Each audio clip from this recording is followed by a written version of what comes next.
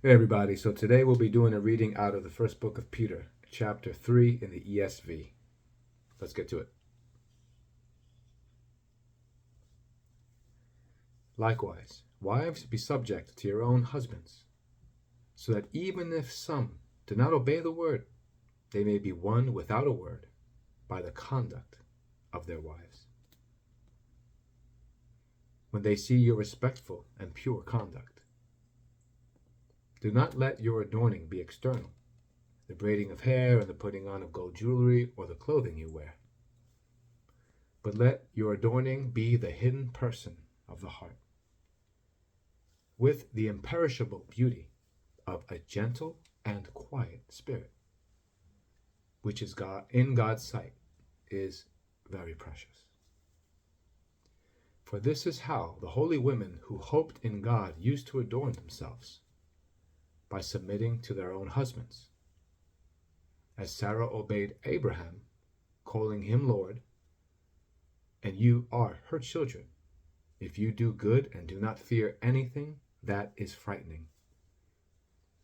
Likewise, husbands, live with your wives in an understanding way, showing honor to the woman as the weaker vessel, since they are heirs with you of the grace of life, so that your prayers may not be hindered.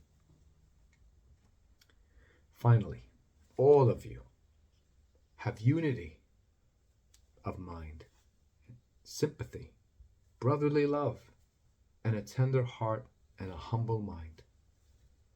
Do not repay evil for evil or reviling for reviling,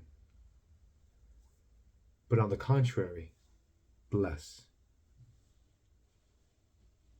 For to this you were called, that you may obtain a blessing. For whoever desires to love life and see good days, let him keep his tongue from evil and his lips from speaking deceit. Let him turn away from evil and do good. Let him seek peace and pursue it. For the eyes of the Lord are on the righteous, and his ears are open to their prayers. But the face of the Lord is against all those who do evil. Now, who is there to harm you if you are zealous for what is good? But even if you should suffer for righteousness' sake, you will be blessed. Have no fear of them, nor be troubled.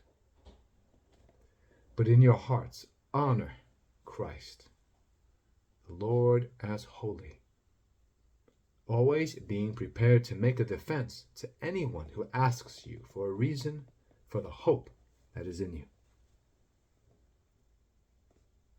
Yet do it with gentleness and respect, having a good conscience, so that when you are slandered, those who revile your good behavior in Christ may be put to shame. For it is better to suffer for doing good, if that should be God's will, than for doing evil. For Christ also suffered once for sins, the righteous for the unrighteous, that he might bring us to God, being put to death in the flesh, but made alive in the Spirit, in which he went and proclaimed to the spirits in prison, because they formerly did not obey when God's patience waited in the days of Noah, while the ark was being prepared, in which a few, that is 8 persons, were brought safely through water. Baptism, which corresponds to this, now saves you, not as a removal of dirt from the body, but as an appeal to God for good conscience, through the resurrection of Jesus Christ, who has gone into heaven and is at the right hand of God, with angels and authorities and powers having been subjected to him. See you guys next time.